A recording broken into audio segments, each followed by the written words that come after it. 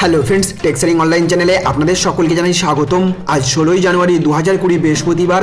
আর আজ বৃহস্পতিবারে ইতিমধ্যে গোটা দেশ জুড়ে এনআরসি ও সিএএ নিয়ে বেরিয়ে এসেছে পাঁচটি বিরাট বড় খবর, যা আপনার জন্য জানা একান্ত জরুরি। সুতরাং আপনি যদি একজন ভারতীয় নাগরিকের পাশাপাশি পশ্চিমবঙ্গের একজন স্থায়ী বাসিন্দা হয়ে থাকেন, তাহলে অতি অবশ্যই এই ভিডিওটিকে প্রথম থেকে শেষ পর্যন্ত মনোযোগ সহকারে দেখতে থাকুন।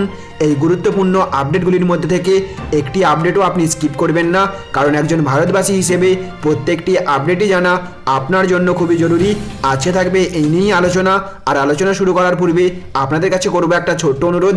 আপনি যদি আমাদের চ্যানেলে নতুন হয়ে থাকেন অথবা আমাদের চ্যানেলের ভিডিও এই প্রথম দেখে থাকেন, তাহলে অতি অবশ্যই আমাদের চ্যানেলটিকে সাবস্ক্রাইব করে পাশে থাকা বেল আইকনটিকে বাজিয়ে রাখবেন, যাতে এই রকমই গুরুত্বপূর্ণ ভিডিওগুলি আপনার ফোনে সবার প্রথমে পৌঁছে যায়। আর এই ভিডিওটি আপনাদের যদি ভালো লেগে থাকে, তাহলে অবশ্যই ভিডিওটিতে একটা লাইক করে আমাদের পরিশ্রমকে সফল করবেন এবং অবশ্যই ভিডিওটিকে জনস্বার্থে বেশি বেশি পরিমাণে শেয়ার করবেন। তো ফ্রেন্ডস, দেখুন আজকের প্রথম খবরেই বলা হচ্ছে এই ডকুমেন্টগুলো থাকলেই একমাত্র পাওয়া যাবে ভারতীয় নাগরিকত্ব, জানালো কেন্দ্র সরকার। এনআরসি নিয়ে উত্তাল দেশ। যখন কে বা কারা ভারতের নাগরিক তা প্রমাণ করতে মানুষ হিমশিম খাচ্ছে, তখনই কেন্দ্র সরকার কিছু গুরুত্বপূর্ণ তথ্য সামনে আনলো। অর্থাৎ যেসব ডকুমেন্টগুলির দ্বারা সাধারণ মানুষ নিজেকে ভারতীয় হিসেবে প্রমাণ করতে পারবে, সেই সব ডকুমেন্টের লিস্ট সামনে আনলো কেন্দ্র সরকার। সেগুলি হলো ফটো আইডি প্রুফ।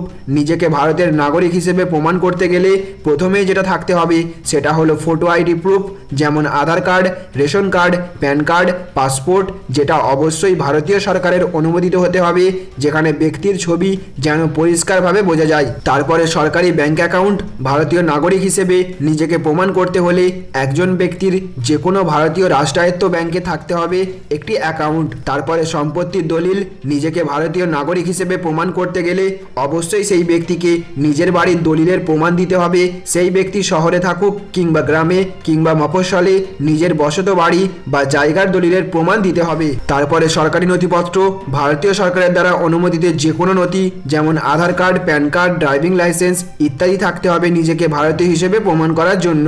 শুধু ভারতের অধিবাসীদের ক্ষেত্রেই এটা প্রযোজ্য নয়, যারা ভারতের বাইরে থেকে এসে ভারতের নাগরিকত্ব পেতে চায় তাদেরকেও এই সব নথিপত্রের প্রমাণ দিতে হবে বলে জানিয়েছে কেন্দ্র সরকার। তাহলে ফ্রেন্ডস, বুঝতে পারলেন, আপনার কাছে যদি কোনো রকমের ফটো আইডি প্রুফ অর্থাৎ যেমন Aadhaar card, ration card, PAN card, passport ইত্যাদি থেকে থাকলে, অথবা আপনার কাছে যদি কোনো ব্যাংকের অ্যাকাউন্ট থেকে থাকে, অথবা যদি আপনার কাছে সম্পত্তির কোনো দলিল থেকে থাকে, তাহলে কিন্তু আপনার এনআরসির ক্ষেত্রে নাগরিকত্ব প্রমাণ দিতে কোনো অসুবিধা হবে না।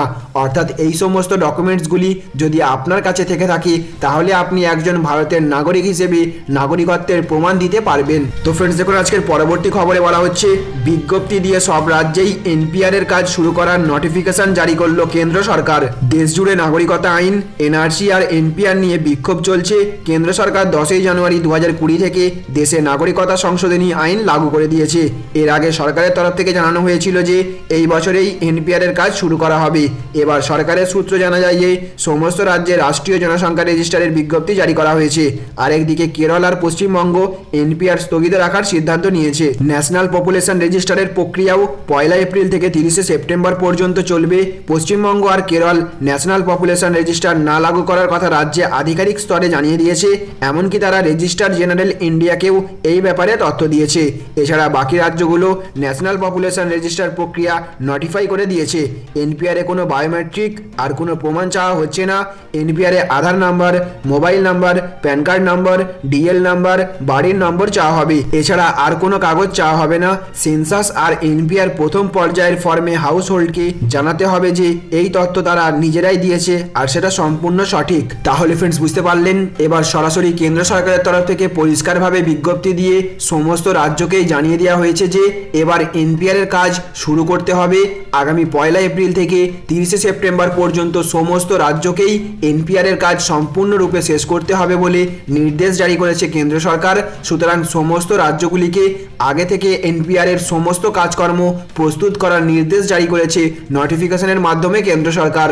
তো ফ্রেন্ডস দেখুন আজকের আরও একটি বড় খবরে বলা হচ্ছে সরকার ভেঙে দিলে দিক 17 তারিখ এনপিআর বৈঠকে যাবে না বাংলা, হুঙ্কার মুখ্যমন্ত্রী মমতা বন্দ্যোপাধ্যায়ের। জাতীয় জনসংখ্যা পঞ্জীকরণ অর্থাৎ এনপিআর এর নিয়ে বৈঠকের ডাক দিয়েছে কেন্দ্রীয় সরকার, কিন্তু ওই বৈঠকে যোগ দিচ্ছে না পশ্চিমবঙ্গ। বুধবার রানী রাসমণিতে তৃণমূল ছাত্র পরিষদের ধর্ণা মঞ্চ থেকে মমতা বন্দ্যোপাধ্যায় ঘোষণা করলেন 17 তারিখ এনপিআর নিয়ে বৈঠক ডেকেছে কেন্দ্রীয় সরকার। ওই বৈঠকে যোগ দেবে না বাংলা সরকার, সরকার ভেঙে দিলে দিক, আমি যাব না। মমতা বন্দ্যোপাধ্যায় রাজ্যে তলায় তলায় এনপিআর প্রস্তুতি চালিয়ে যাচ্ছে বলে অভিযোগ করেছে সিপিএম। এদিন বামেদের নিশানা করে তৃণমূল নেত্রী বলেন, সিপিএম বলছে এনপিআর চলছে, এটা ঠিক নয়, এবার আইনের পথে চলবে, এটা আপনাকে প্রমাণ করতে হবে, নয়তো ক্ষমা চান।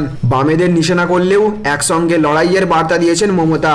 পরক্ষণেই আবার বাম বিজেপি যোগ নিয়ে সরব হন, বলেন আসুন না লড়াই, একসঙ্গে লড়াই করি। প্রথম নরেন্দ্র মোদীকে বলুন আপনারা করছেন কি করে, গণশক্তিতে নরেন্দ্র মোদীর বিজ্ঞাপন কি করে গেল?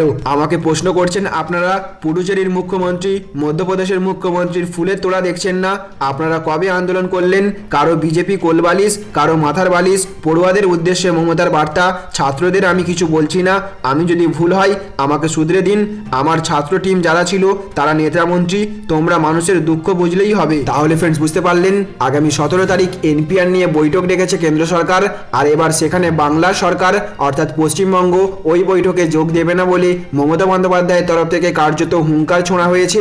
অর্থাৎ তিনি পরিষ্কারভাবে জানিয়ে দিয়েছেন যে ওই বৈঠকে বাংলা সরকার যোগ দেবে না, তাতে যদি সরকার ভেঙে দেয় দিক। কিন্তু 17 তারিখ কেন্দ্র সরকারের ডাকা এনপিআর নিয়ে বৈঠকে মমতার সরকার উপস্থিত থাকবেন না বলে পরিষ্কারভাবে জানিয়ে দিয়েছেন। তো ফ্রেন্ডস দেখুন আজকের আরও একটি বড় খবরে বলা হচ্ছে সোনা চুরি করে ধরা পড়ে বিদেশে নাক কান কাটিয়ে দিয়েছেন নাম না করে স্বস্তিকা মুখার্জিকে বেঞ্জির আক্রমণ দিলীপ ঘোষের। নাগরিকত্ব সংশোধনী আইন ও জাতীয় নাগরিক পঞ্জি অর্থাৎ এনআরসির বিরোধিতায় প্রতিবাদ করেছে বাম মনোভাবাপন্ন বাংলার কয়েকজন শিল্পী। সামাজিক যোগাযোগ মাধ্যমে ভিডিওয় তারা বলেন, আমরা কাগজ দেখাবো না।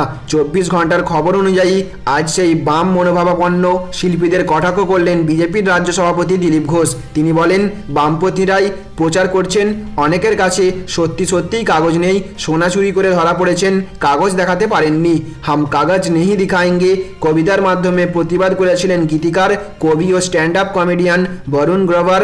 ওই কবিতাটির বাংলা অনুবাদ গলা মিলিয়েছেন সব্যসাচী চক্রবর্তী, অভিনেতা স্বস্তিকা মুখোপাধ্যায়, কঙ্কনা সেন শর্মা, ধৃতিমান চট্টোপাধ্যায়, চিত্রাঙ্গদা, তিলোত্তমা সেন ও রূপম ইসলামরা। ভিডিওটি টুইট করেন স্বরাজ ভারতের জাতীয় সভাপতি যোগেন্দ্র যাদব। এরপরই পাল্টা সামাজিক যোগাযোগ মাধ্যমে প্রচার শুরু করেছে বিজেপি। অভিনেত্রী স্বস্তিকাকে নিয়ে অশালীন মিম ছড়ানোর অভিযোগ উঠেছে গেরুয়া শিবিরের বিরুদ্ধে। এদিন নাম না করে দিলীপ বলেন, সোনা চুরি করে ধরা পড়েছেন, কাগজ দেখাতে পারেননি, বিদেশে গিয়ে নাক কান কাটিয়ে দিয়েছেন, বিমানবন্দরে ঢুকলে বিনা টিকিটে ঢুকতে দেবে, বিনা টিকিটে ট্রেনে উঠতে দেবে, বিনা রেশন কার্ডে রেশন পাওয়া যায়, ননসেন্সগুলো জানেই না। দিলীপ আরও বলেন, নেমক হারাম, লোককে বোকা বানানো হচ্ছে, কাগজ অনেকের কাছে নেই, ধরা পড়বে, মিথ্যা প্রচারে মানুষকে বিভ্রান্ত করছে, পরের নির্বাচন লড়াইয়ের মতো ক্ষমতা থাকবে না। তাহলে ফ্রেন্ডস বুঝতে পারলেন, আরও একবার রাজ্য বিজেপি সভাপতি দিলীপ ঘোষ আক্রমণের সুর চড়ালেন, তবে এবার কোনো নেতা বা মন্ত্রীকে উদ্দেশ্য করে নয়, এবার অভিনেত্রী স্বস্তিকা মুখোপাধ্যায়কে নিয়ে কার্যত কটাক্ষের সুর চড়ালেন দিলীপ ঘোষ। এদিন তিনি নাম না করে দাবি করেছেন সোনা চুরি করে ধরা পড়েছেন, কাগজ দেখাতে পারেননি, বিদেশে নাক কান কাটিয়ে দিয়েছেন, তার উপর আবার মিথ্যা প্রচার করে মানুষকে বিভ্রান্ত করছেন। কার্যত তিনি আরও একবার হুঁশিয়ারি দিয়ে জানিয়ে দিয়েছেন, যার যার কাছে কাগজ নেই তারা সকলেই ধরা পড়বে। তো ফ্রেন্ডস দেখুন আজকের অন্তিম এবং আরও একটি বড় খবরে বলা হচ্ছে, আমার নাগরিকত্ব কি তোর বাবা দিয়েছিল, মোদি শাহকে বেঞ্জির আক্রমণ অধীর রঞ্জন চৌধুরীর। সিএএ এনআরসি নিয়ে বেঞ্জির ভাষায় প্রধানমন্ত্রী নরেন্দ্র মোদী কেন্দ্রীয় স্বরাষ্ট্রমন্ত্রী অমিত শাহকে আক্রমণ করলেন লোকসভার বিরোধী দল নেতা অধীর রঞ্জন চৌধুরী। বসিরহাটের এক জনসভা থেকে চাঁচাছোলা ভাষায় অধীরের প্রশ্ন, আমার নাগরিকত্ব কি তোর বাবা দিয়েছিল?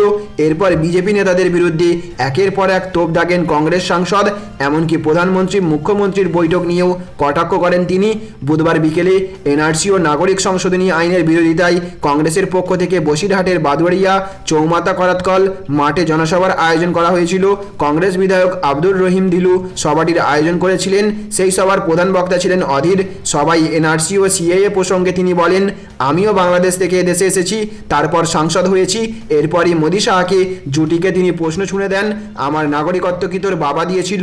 এখানেই শেষ নয়, এরপর বেঞ্জির ভাষায় লোকসভার বিরোধী দল নেতার সাফ কথা, ভারত নরেন্দ্র মোদী অমিত শাহের বাপের জমিদারি নয়, নয়, তোরা আজ আছিস কাল থাকবি না।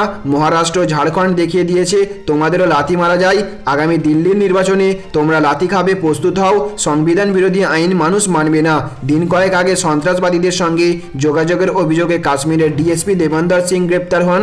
সেই প্রসঙ্গে অধীরের মন্তব্য ঘিরে বিতর্ক মাথাচাড়া দিয়েছিল। সেই প্রসঙ্গে অধীর রঞ্জন বলেন, বিজেপি, আরএসএস ও কিছু সংবাদ মাধ্যম আমাকে পাকিস্তানি বলে আখ্যা দিয়েছে। আমি প্রকাশ্য জনসভায় বলছি, আমি অধীর রঞ্জন চৌধুরী, আমি পাকিস্তানি। এদিন সভামঞ্চ থেকে মোদি মমতা বৈঠক নিয়ে কটাক্ষ করে তিনি বলেন, রাজ্যের জন্য টাকা চাইতে প্রধানমন্ত্রীর কাছে যাওয়া দরকার নেই, দিল্লির অর্থ ভবনে যাওয়া দরকার। বাদুড়িয়ার সভা শেষ করে বসিরহাট টাউন হলে আরেকটি সভা করে যান অধীর রঞ্জন চৌধুরী। তাহলে ফ্রেন্ডস বুঝতে পারলেন, এবার আরও একবার কংগ্রেস নেতা অধীর রঞ্জন চৌধুরী নিশানা করলেন প্রধানমন্ত্রী নরেন্দ্র মোদী এবং কেন্দ্রীয় স্বরাষ্ট্রমন্ত্রী অমিত শাহকে উদ্দেশ্য করে। কার্যত চাঁচাছোলা ভাষায় হুঁশিয়ারি দিয়ে অধীর রঞ্জন চৌধুরী প্রশ্ন ছুঁড়ে দিয়েছেন যে, আমার নাগরিকত্ব কি তোর বাবা দিয়েছিল? ঠিক এমনটাই তোপ দেখেন কংগ্রেস সাংসদ অধীর রঞ্জন চৌধুরী। তাহলে ফ্রেন্ডস বুঝতে পারলেন, এনআরসি, সিএএ এবং এনপিআর নিয়ে এখনো পর্যন্ত কিন্তু গোটা দেশ জুড়ে উত্তাল হয়ে আছে। বিভিন্ন নেতা মন্ত্রীরা একের পর এক কাদা ছোঁড়াছুড়ি মন্তব্য করেই যাচ্ছেন। যেখানে কেন্দ্র সরকার তার অবস্থান থেকে পিছু হাঁটবে না বলে দাবি জানাচ্ছে, সেখানে সমস্ত বিরোধী দলগুলি তারাও কোনোভাবেই এর প্রতিবাদ থেকে পিছু হাঁটবে না বলে হুঁশিয়ারি দিচ্ছেন। ঠিক এই রকম পরিস্থিতিতে একজন স্বাধীন ভারতীয় নাগরিক হিসেবে আপনি এই আইনগুলিকে কতটা সমর্থন করেন, নাকি আপনিও সমর্থন করেন না? অতি অবশ্যই কমেন্ট বক্সে আপনার মূল্যবান মতামত প্রকাশ করবেন।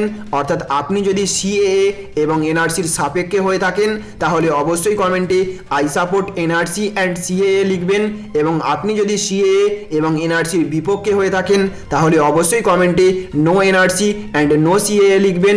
একজন ভারতীয় নাগরিক হিসেবে আপনার মতামত অত্যন্ত গুরুত্বপূর্ণ। আজকের ভিডিওতে এতটুকুই। আমাদের উদ্দেশ্য ছিল কেবলমাত্র এই খবরগুলি আপনাদের সামনে তুলে ধরে আপনাদেরকে জানিয়ে দেওয়া। ভিডিওটি আপনাদের যদি ভালো লেগে থাকে, তাহলে অবশ্যই ভিডিওটিতে একটা লাইক করে আমাদের পরিশ্রমকে সফল করবেন, এবং অবশ্যই ভিডিওটিকে জনস্বার্থে বেশি বেশি পরিমাণে শেয়ার করবেন।